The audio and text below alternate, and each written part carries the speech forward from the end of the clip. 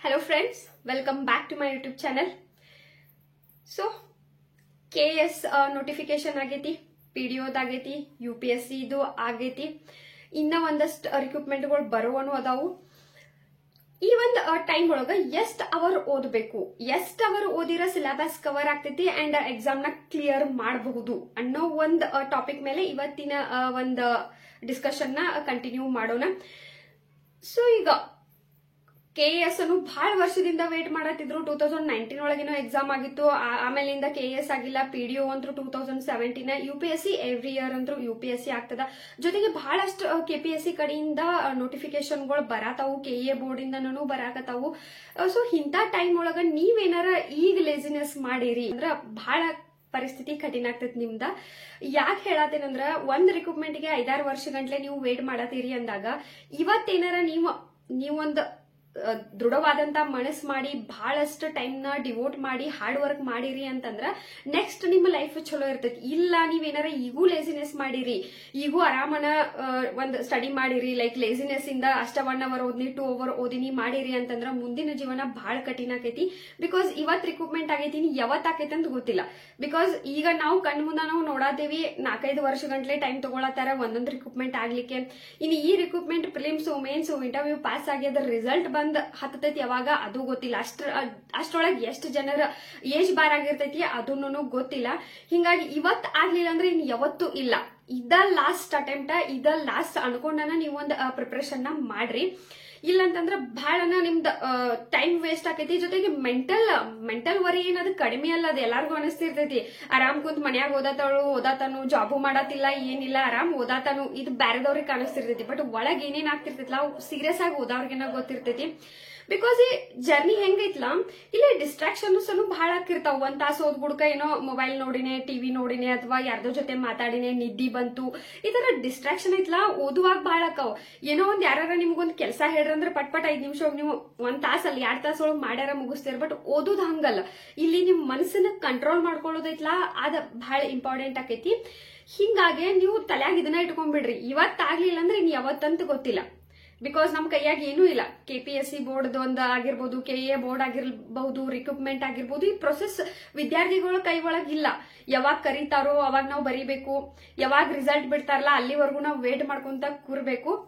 So ಇಷ್ಟೆಲ್ಲ ಇದ್ದಾಗನು ನಾವು 100% ಕೊಡ್ಲಿಲ್ಲ ಅಂತಂದ್ರ ಅವಾಗ ಸಿಚುವೇಶನ್ ಬಹಳ ವರ್ಸ್ಟ್ ಆಕೈತಿ. ಸೊ ಈಗಿನ ಟೈಮ್ ಒಳಗ ಬಹಳಷ್ಟು ಜನ ಅನ್ಲಿಕ್ಕತ್ತಾರ, ಏನೋ KS 1ನೇ ತಾರೀಕು ಎಕ್ಸಾಮ್ ಐತ್ಲಾ, ಎಲೆಕ್ಷನ್ ಇಂದ ಅದು ಮುಂದೆ ಹೋಗ್ತೈತಿ, 1 ತಿಂಗಳು ಹೋಗ್ತೈತಿ, 2 ತಿಂಗಳು ಹೋಗ್ತೈತಿ.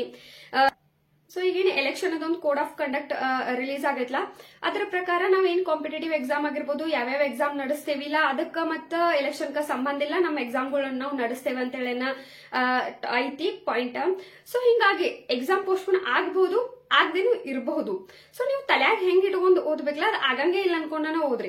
ಅಷ್ಟೊಳಗೆ ನೀವ್ ಏನಾರ ಮೇ 1ನೇ ತಾರೀಕು ಒಳಗೆ ಸಿಲೆಬಸ್ ಮುಗಿಸ್ಕೊಂಡ್ರಿ ಅಂದ್ರ ಇನ್ ಕೇಸ್ ಅದು 1 ತಿಂಗಳ 2 ತಿಂಗಳ ಪೋಸ್ಟ್ಪೋನ್ ಆತಂದ್ರ ಪೆಂಡಿಂಗ್ ಸಬ್ಜೆಕ್ಟ್ ಓದ್ಕೋಕ್ ಟೈಮ್ ಸಿಗ್ತೈತಿ, ಜೊತೆಗೆ ರಿವಿಷನ್ ಮಾಡ್ಕೊಳ್ಳಿಕ್ಕೂ ನಿಮಗೆ ಟೈಮ್ ಸಿಗ್ತೈತಿ. ಸೊ ಮೊದ್ಲ ಓದಿಟ್ರೆ ಅದೇನ್ ಕೆಟ್ಟಲ್ಲ, ಅಥವಾ ಅದೇನ್ ದೊಡ್ಡ ಮೋಸ ಅಲ್ಲ, ಅಥವಾ ಅದೇನ್ ದೊಡ್ಡ ಪ್ರಾಬ್ಲಮ್ ಆಗಂಗಿಲ್ಲ ನಿಮ್ಗೆ. ಇನ್ನೂ ನಿಮ್ಮ ಒಂದು ಪ್ರಿಪರೇಷನ್ ಅದ ಏಜ್ ಮಾಡ್ತೈತಿ. ಸೊ ತಲೆಯಾಗ ಏನ್ ಇಟ್ಕೊಡ್ರಿ, ಮೇ 1ನೇ ತಾರೀಕು ಅಂತ ಇಟ್ಕೊಡ್ರಿ. ಮೇ 1ನೇ ತಾರೀಕಿಗೆ ಅನುಗುಣವಾಗುವಂತ ಒಂದು ಟೈಮ್ ಟೇಬಲ್ ನೀವು ಪ್ರಿಪೇರ್ ಮಾಡ್ಕೊಳ್ರಿ. ಅಂಡ್ ಇವಾಗಿನ ಸಿಚುವೇಶನ್ ಒಳಗ ಮಸ್ಟ್ ಅಂಡ್ ಶುಡ್ 8 ಅವರ್ಸ್ ಗಿಂತ ಹೆಚ್ಚು ಓದಬೇಕ. 10 ಅವರ್ ಓದ್ರಿ, 12 ಓದ್ರಿ, 14 ಓದ್ರಿ, ನಿದ್ದಿ ಬಿಡ್ರಿ, ಊಟ ಬಿಡ್ರಿ, ಏನಾರ ಮಾಡ್ರಿ, ಬಟ್ ಒಟ್ ಓದ್ಬೇಕು ನೀವು.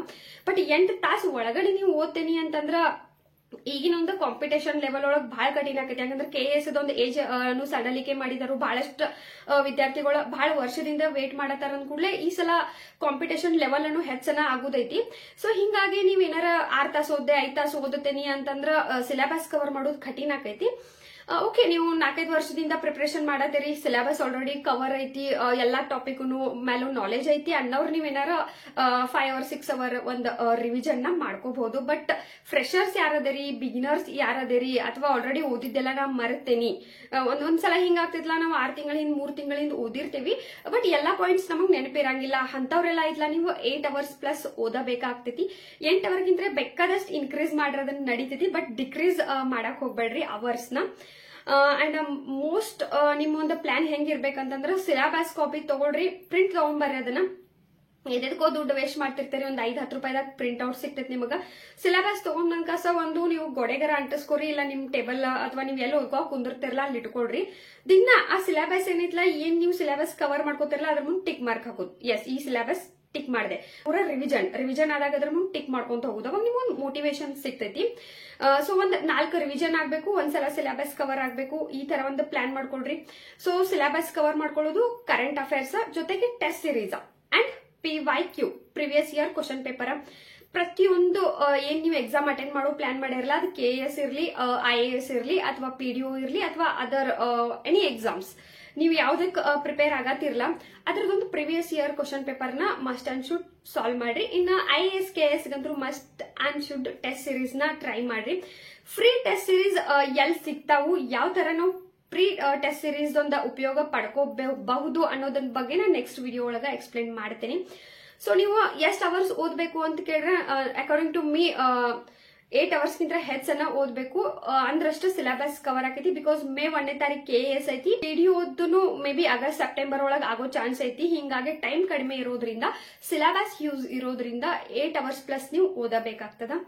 ಐ ಹೋಪ್ ಒಂದು ಇನ್ಫಾರ್ಮೇಶನ್ ಯೂಸ್ಫುಲ್ ಆಗೈತೆ ಅನ್ಕೋತೇನೆ. ನೆಕ್ಸ್ಟ್ ವಿಡಿಯೋಗೆ ಸಿಗೋಣ. Thank you.